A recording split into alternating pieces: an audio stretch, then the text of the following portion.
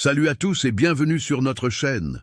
Aujourd'hui, on plonge ensemble dans un conte intemporel, une histoire qui a bercé des générations et continue de faire rêver, l'envoûtante légende de Blanche-Neige. Préparez-vous à redécouvrir ce grand classique, mais sous un angle peut-être un peu différent, toujours avec une touche de magie et beaucoup de bonne humeur. Notre histoire commence dans un royaume lointain, avec une reine d'une rare beauté qui, un jour d'hiver, se pique le doigt en cousant. 3 gouttes de sang sur la neige immaculée, et elle formule un vœu, avoir une fille à la peau aussi blanche que la neige, aux lèvres rouges comme le sang et aux cheveux noirs comme l'ébène. Son vœu est exaucé, et Blanche-Neige voit le jour, mais peu après, la jeune reine décède. Le roi se remarie avec une femme magnifique, mais d'une vanité dévorante. Elle possédait un miroir magique qui, chaque jour, répondait à sa question.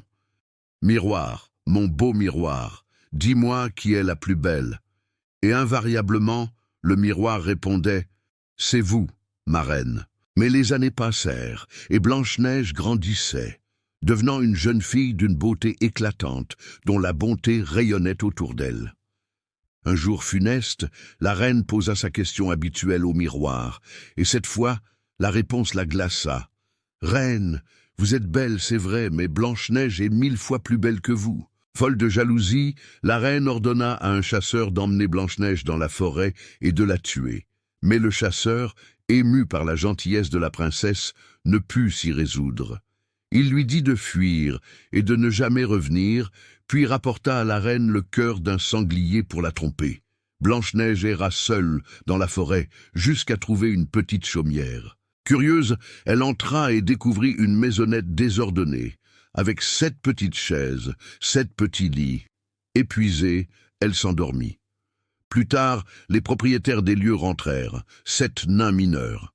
Après leur surprise, ils furent charmés par Blanche-Neige et acceptèrent de l'héberger en échange de son aide pour les tâches ménagères. Blanche-Neige vécut des jours heureux auprès des nains qui la mettaient en garde contre la méchante reine. Mais la reine, découvrant la supercherie du chasseur grâce à son miroir, décida d'agir elle-même. Déguisée en vieille marchande, elle se présenta à la chaumière et offrit à Blanche-Neige une pomme magnifique, mais empoisonnée. Malgré les avertissements des nains, Blanche-Neige croqua la pomme et tomba inanimée. Les nains, désespérés, la pleurèrent longuement. Ne pouvant se résoudre à l'enterrer, ils la placèrent dans un cercueil de verre. Un prince, de passage dans la forêt, fut subjugué par sa beauté. En la voyant, il tomba immédiatement amoureux. Il supplia les nains de pouvoir l'emporter. Pendant le transport, un choc fit sortir le morceau de pomme empoisonné de la gorge de Blanche-Neige. Elle ouvrit les yeux. Le prince et Blanche-Neige se marièrent, vécurent heureux et eurent beaucoup d'enfants, tandis que la méchante reine reçut le juste châtiment de ses mauvaises actions.